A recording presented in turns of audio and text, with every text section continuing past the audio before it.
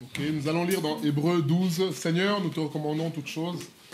Nous prions pour que tu nous conduises pendant ce temps d'écoute de ta parole, Seigneur. Et nous prions surtout pour que ta parole puisse, Seigneur, nous parler, Seigneur, au nom de Jésus.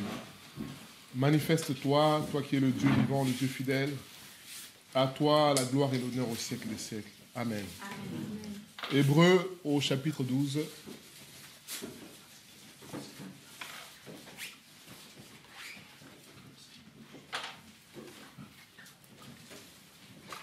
Hébreux 12, verset 1er.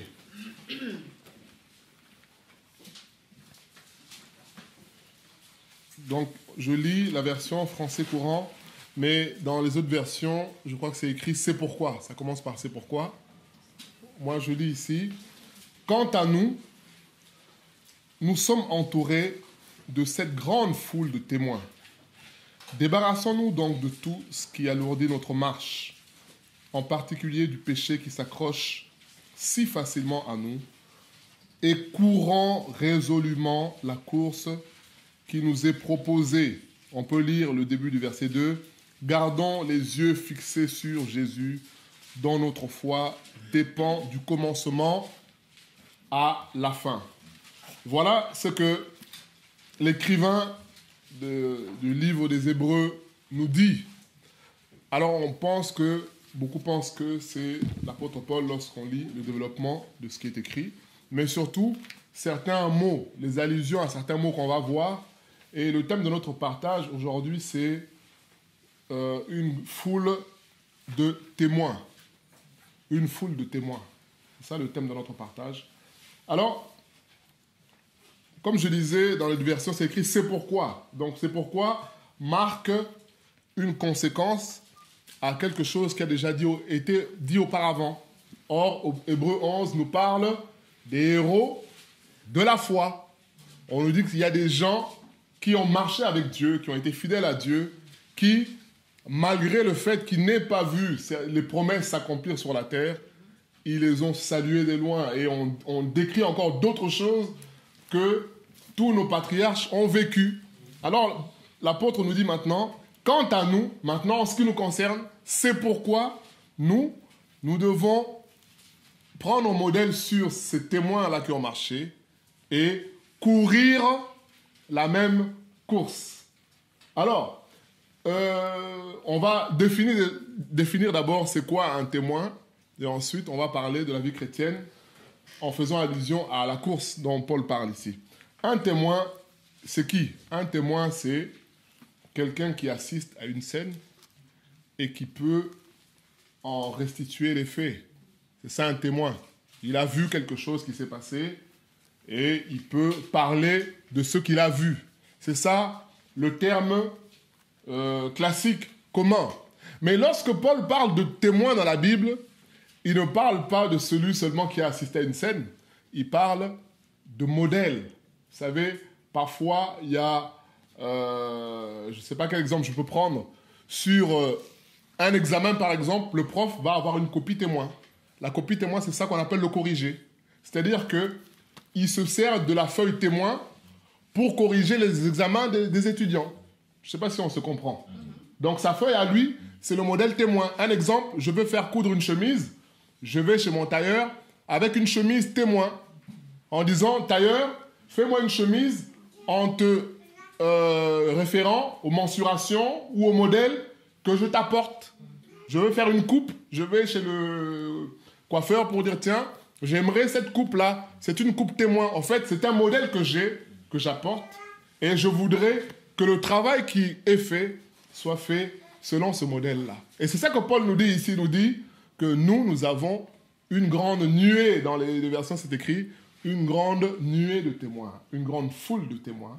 Et nous devons marcher selon ces gens-là. Et deuxième chose que je voudrais rajouter, c'est qu'il dit « Courons résolument la course qui nous est proposée ». Alors, qu'est-ce qu'on retire de cela? Vous savez, la vie chrétienne, c'est pour ça qu'on pense que c'est Paul. Parce que Paul compare la vie chrétienne à une course.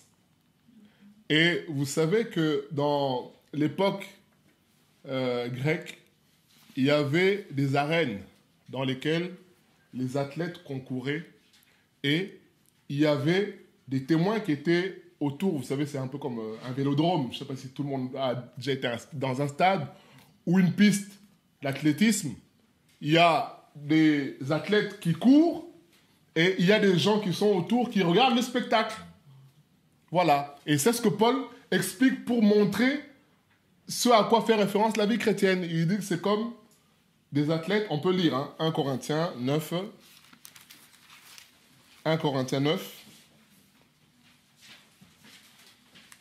à partir du verset 24.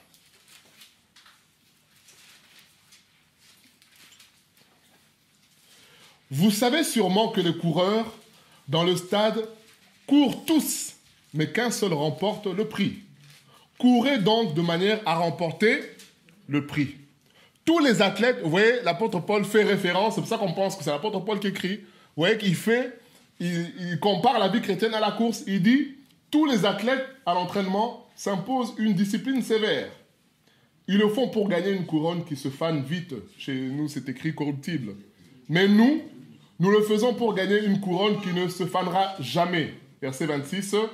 C'est pourquoi je cours les yeux fixés sur l'objectif.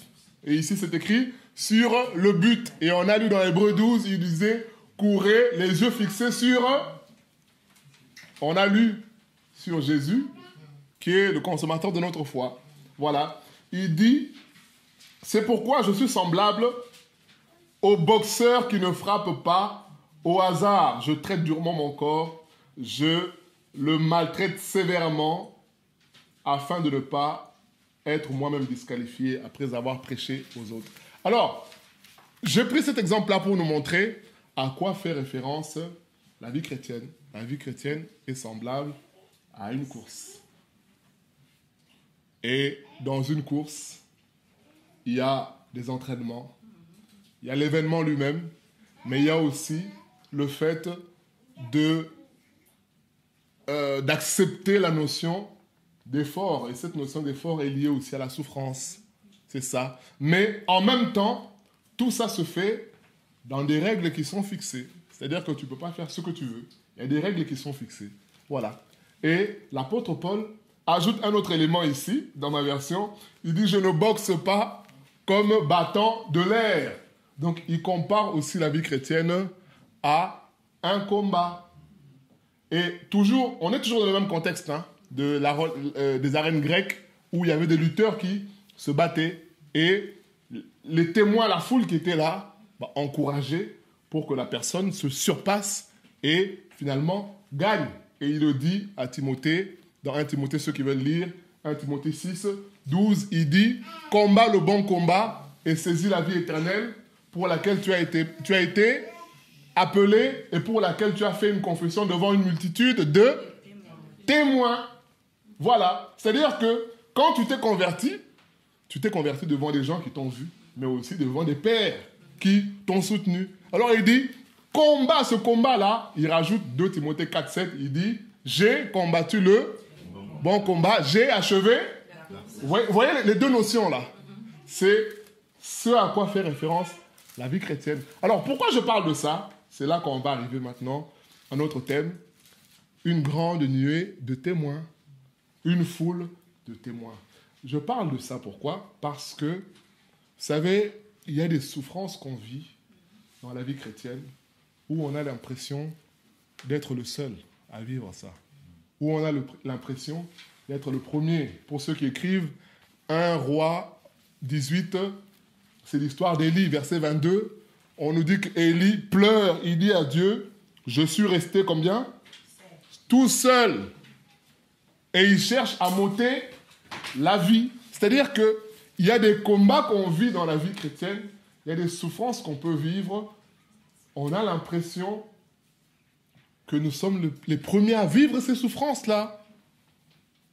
On se dit, mais qu'est-ce qui se passe? Mais qu'est-ce qui m'arrive? Parfois, tu en parles à un frère qui te regarde et il reste bouche bée. Il est tellement anéanti qu'il ne sait même pas quoi te dire. Voilà, il y a des choses qu'on peut vivre qui nous dépassent. Et c'est là que l'apôtre Paul dit non, attention, sachez que la course que vous faites là, il y a des gens qui l'ont faite avant vous. Est-ce qu'on se comprend maintenant pour... J'ai voulu introduire pour qu'on entre... Voilà, Paul dit, ce que tu vis là, tu n'es pas le premier. Il y a des gens qui ont vécu avant toi. C'est là maintenant que je vais citer des exemples. On risque de s'éterniser, mais je vais prendre des petits bouts d'exemples. Job, par exemple. Tu vis une souffrance inexpliquée, alors que tu es juste. Alors, toi, si tu vis ça aujourd'hui, tu vas dire, mais c'est pas normal. Mais qu'est-ce qui m'arrive? Tu vas faire la cure d'âme. Tu vas aller voir un tel. Tu vas aller voir un tel. Tu vas confesser. Mais qu'est-ce qui m'arrive? Mais le Seigneur te dit, attention, calme-toi. Job a déjà vécu ça. Il était juste. On dit que Job faisait des sacrifices même de manière préventive pour ses enfants en disant, on ne sait jamais. Et on nous dit en même temps que malgré tout, en toutes ces choses, Job ne pécha point. C'est ça les témoins. C'est-à-dire que la souffrance que tu vis aujourd'hui, qui semble inexpliquée, sache premièrement qu'on n'aura pas d'explication à tout. C'est ça l'enseignement. Parce que nous sommes dans un monde où on veut tout expliquer. Vous savez, Dieu va nous amener à un point où, même les médecins, on a vu le coronavirus, qui peut expliquer quoi? Qui est le médecin, le professeur qui va venir à la télé pour dire « Ah, moi je... » tous, ils se sont plantés. Tous plantés. Il n'y en a pas un qui... Non, tous, ils ont dit une chose et son contraire. Et nous aussi, il y a des choses qu'on va vivre pour lesquelles on n'aura pas forcément d'explication. Tu vas beau appeler les prophètes en Afrique qui font fureur aujourd'hui maintenant de loin et dire « Je vois si je vois ». Mais qu'est-ce qu'il va voir? Il va voir ta mère ou ta grand-mère, c'est tout ce qu'il va voir. Mais est-ce que ça donne la solution au problème? Non. Ça ne donne pas la solution au problème. Et il y a des situations comme ça qu'on vit qui sont inexpliquées. Mais il y a des enjeux qui dépassent notre personne. Des enjeux qui sont liés à la sphère spirituelle. Vous savez, tel que nous sommes ici, il y a des gens à Matignon ou à l'Élysée qui décident sur nos lendemains. Désormais en France, ça sera comme si. Le permis, ça sera comme ça. Mais toi là où tu es, tu ne sais pas que les décisions sont prises avec des enjeux différents. Parfois même, il y a des collisions j'ai oublié le terme d'intérêt, non, pas d'intérêt, conflit d'intérêt, voilà, c'est ça que je cherchais. Il y a des conflits d'intérêt. Mais toi, tu n'es pas au courant de ça. Parfois, tu vas voir le médecin et tu dis « Non, bah tiens, prends tel médicament. » Mais tu ne sais pas que le médecin, lui, il a déjà eu des vacances par tel laboratoire qui lui a dit « Allez, va aux Canaries. » Par contre, il faut que tu fournisses, dans tes ordonnances, que tu mettes ce médicament-là. Voilà. Lui, il va te dire « Ah non, c'est un médicament qui est efficace. Hein. » Mais derrière, lui, il a ses vacances derrière, là-bas. Parce qu'il a donné ce médicament-là. Voilà. Donc, il y a des conflits d'intérêts qui dépassent notre sphère, qu'on ne comprend pas. C'est ça. Il y a des situations qu'on vit, mais le Seigneur nous dit, tu n'es pas le premier. Il y a des témoins, vous savez, accusés injustement. Qui accepte qu'on accuse injustement? Et qui se taise? Joseph. Aujourd'hui, on t'accuse injustement. Oh! Ah, moi je vais porter plainte. Hein. Oh, on va voir, ça ne va pas s'arrêter là. Hein. Ah, Joseph a été accusé injustement. Joseph a été trahi par les siens. Bien aimé, c'est ça, une nuée de témoins. Alors beaucoup sont surpris. Oui, mais je peux accepter que ça vienne d'un tel. Mais lui, c'est mon frère. Ah, mais oui. Il y a des enjeux qui dépassent notre personne. Et dans la souffrance de Joseph, qu'est-ce qui se passe? Ruben, l'un de ses grands frères, on dit qu'il dit à ses frères, non, il ne faut pas le tuer, mettez dans la citerne. Mais on nous dit quoi? Que Ruben avait le projet de venir le chercher, l'extirper du... C'est-à-dire que dans notre situation, il y aura aussi des Ruben qui seront là. Ils te voient dans la souffrance, ils disent, ah, vais l'appeler pour lui donner quelque chose, parce que là, ça ne va pas.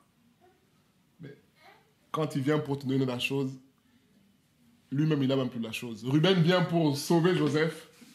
Dieu a encore compliqué l'équation. Donc, il y aura des Ruben qui vont venir pour t'aider. Dieu bloque, il dit au Ruben, non, laisse-le souffrir.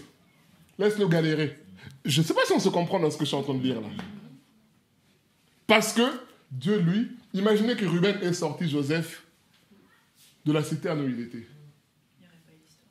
Bon, après, on est dans des suppositions. Dieu peut changer. Mais, en tout cas, le plan de Dieu était comme ça. Il fallait qu'il soit vendu. Il fallait... En fait, pour faire allusion au second Adam, qui est Jésus-Christ finalement, qui a été livré par les siens jusqu'au bout, qui s'est retrouvé dans un pays étranger, vendu. Et Joseph a vécu cela. Alors toi, quand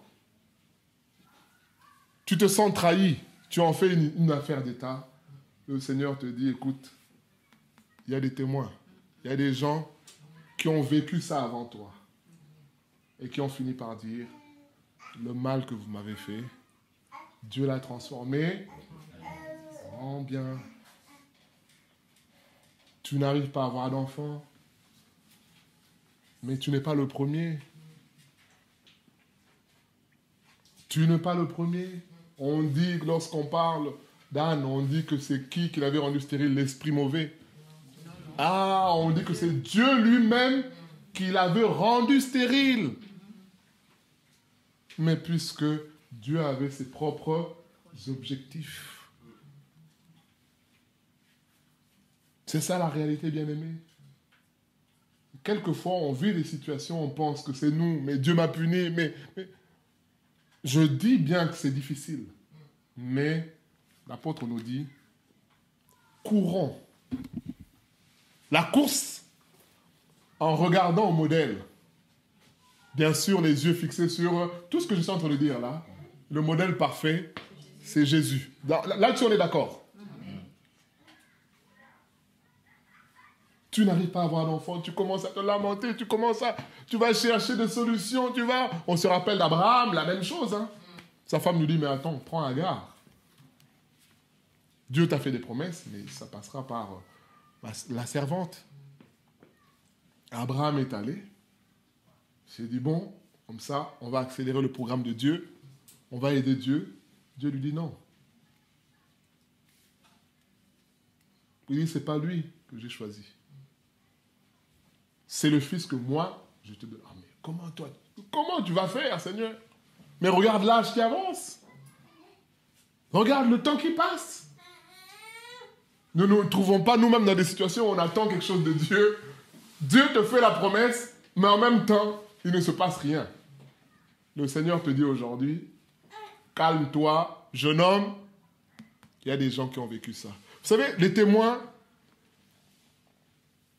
comme on a dit, hein, bibliquement, ce sont des gens qui ont vécu des choses avant nous. Je vais vous donner un exemple pour ceux qui aiment le sport peut-être. Vous savez, quelqu'un comme Zidane, qui est ton entraîneur, quand il vient et te dit, toi, garde ton couloir, fais des appels, reste à ta place, ne descends pas. Quand le ballon... Mais vous savez, quand il te parle là, toi tu es en colère parce que tu as loupé, mais quand il te parle, il est légitime. Est-ce qu'on se comprend? Il est légitime. Attention, c'est Zidane qui te parle. Encore quelqu'un qui n'a jamais joué au foot, tu vas dire, ah, toi tu parles, mais là, il te dit, écoute, fais comme ça. Ne descends pas. Toi, attends les ballons, fais des appels. Tu rentres, tu ressors, tu rentres, tu fais d'appels, tu frappes. Donc, quand tu reçois ce conseil, tu dis, non, le type qui me parle là, lui-même, il a vécu ça. Et il a été bon dans ce qu'il a vécu. Donc, je vais écouter son conseil. Ok, coach. C'est ça. Donc, lui, il est là pour te calmer, pour dire, écoute, courage. Même si on est mené 3-0, il reste 10 minutes. Oh, t'inquiète pas. Le match... Vous savez, moi, je suis toujours fasciné de voir l'attitude des sportifs. Hein. Je suis fasciné. Qui a vu Melbourne, la finale Nadal contre... c'est qui déjà? Medvedev. Mené 2-7-0. savez, là, il faut un mental pour revenir. Parce que l'autre se dit, bon, 2-7-0, c'est la finale de ma vie. Donc là, le troisième set, je vais jouer jusqu'au 100. Mais l'autre, il est en face, il dit, ok, d'accord, j'ai perdu 2-7. Je vais gagner celui-là et je vais gagner encore. Donc, vous voyez comment la tâche est difficile. Mais l'expérience, le mental, tout ça fait qu'il se dit, non, tout est encore possible. C'est ça. Quand vous voyez les joueurs de foot, il court jusqu'au bout, il touche son siffle, il prend le ballon, il donne à l'arbitre, il fait vite parce qu'il se dit, tout est encore possible. Et nous, on a une nuée de témoins qui sont là pour nous dire, oui, l'âge avance, la promesse tarde, mais sache qu'il y en a qui ont eu cette impression-là de voir l'âge avancer, la promesse tarder, mais Dieu a été fidèle. Il nous arrive de voir, de se dire, mais les mauvais, mais ils s'en sortent, mais je veux faire comme eux. Mais bien aimé, il y a des témoins. Qui? C'est qui le témoin de ça? Non, pas David. Asaph. Asaph a vécu ça. C'est dit, oh, les païens, ils vivent comme ça, mais tout leur réussit. Ils sont en bonne santé. Mais il a fini par comprendre que, ah non, tout ça n'est que la poudre aux yeux. C'est une apparence. En réalité, il monte sur une pente. Mais vous savez, plus tu montes, plus la chute sera très grande et ne te laisse aucune chance. Hein. Tu sais, tu tombes du premier étage ou tu tombes du 15e étage. Je peux te dire que j'imagine même pas dans quel état on te ramasse, quoi. Donc, tout éclate. Pourtant, quand tu montes, tu montes. Les gens voient que tu montes. C'est ça. Bien aimé, nous avons une nuée de témoins qui sont là. Des gens comme David, qui a été un roi, mais pourchassé sans raison, par jalousie, par Saül. Pourchassé par son propre fils. Bien aimé, ce sont des témoins qui sont là. Des gens comme Paul, juste, aimant le Seigneur. Mais tu passes une grande partie de ta vie ou en prison. Est-ce que ça cadre avec notre fonctionnement aujourd'hui? Aujourd'hui, on dirait qu'il a péché, il a des péchés dans sa vie. Non, un chrétien ne peut pas vivre comme ça. Comment ça? Lui, il est chrétien. Ben non, il a un problème. S'il est en prison, c'est qu'il y a des choses cachées. Mais c'est Paul qui nous parle de ça, bien-aimé. Nous avons une nuée de témoins. Quelle que soit la promesse, quelles que soient les choses que nous pouvons vivre, Jésus a vécu tout ça. Alors, comme on nous dit, courons la course en regardant au Seigneur, mais en nous souvenant de tous ceux qui ont été fidèles à Dieu. Malgré les situations, ils ont tenu bon. Ils ont été fidèles. Ils ont cru en la promesse. Bien aimé, je nous invite à lire Hébreux 11. On va lire tous les témoins. Et dans chaque exemple, on peut s'identifier sur un domaine quelconque de notre vie. Parce que parfois, on pense être incompris des humains. On dit, oui, mais tu ne me comprends pas. Oui, mais. Alors le Seigneur te dit, écoute, il y a des gens qui ont vécu les choses avant toi. C'est pour ça que, bien aimé, Dieu a fait que nous naissions dans une famille avec des parents. Parce que les parents ont une expérience de la vie. Parfois, le parent ne va pas tout expliquer. Il va dire, papa, je peux... Non. Mais quand il dit non, il n'est pas obligé de t'expliquer. Non, parce que si, parce que ça, non. Il va te dire non, tu ne sors pas. C'est tout. Oui, mais comment ça, non, je ne sors pas, c'est la dictature. Vous savez, aujourd'hui, les enfants en France, c'est la dictature, on ne peut même pas discuter. Bon, voilà. Nous, à notre époque, on dit non, c'est non. Aujourd'hui, on parle de dictature. Mais quand il t'a dit non comme ça, il a des éléments qu'il ne va peut-être pas te donner. Mais quand toi, tu vas contrevenir à ce non-là, il t'arrive quelque chose, tu diras, si je savais, bien-aimé, les témoins sont là pour nous parler. Tu veux vivre ta vie seule, vas-y, vis ta vie. Mais le fils prodigue est un témoin qui va te dire, oh petit, tu vas te fatiguer. Tu vas finir par revenir à la maison. Mais malheureusement, il y en a qui ne reviennent même pas à la maison. Il y en a qui se retrouvent tellement pris dans des réseaux et tu te retrouves piégé dans ces réseaux-là. Bien aimés, les témoins de la Bible sont là pour nous parler, pour nous dire, écoute, il y a des gens qui ont fait des erreurs, il y a des gens qui ont... Vous savez, c'est ce que l'apôtre Paul dit dans 1 Corinthiens 11, je m'arrête là, soyez mes imitateurs comme je le suis, de Christ, c'est ça. Vous savez, imiter quelqu'un, ça te fait gagner du temps. Ça te fait gagner du temps. Quelque chose, comme je disais tout à l'heure, tu as un coach comme Zidane ou, je ne sais pas moi, Didier Deschamps, c'est quelqu'un qui a joué au foot pendant peut-être 20 ans et qui a gagné. Pas seulement il a joué, mais il a gagné. Alors, quand tu reçois des conseils d'un tel homme, c'est-à-dire que dans les conseils, là, il y a ces 20 ans d'expérience condensés en 5 minutes. Alors, si tu es fier, tu vas dire, oh, il parle, mais il ne comprend pas que le foot a changé. Ce n'est pas les mêmes époques.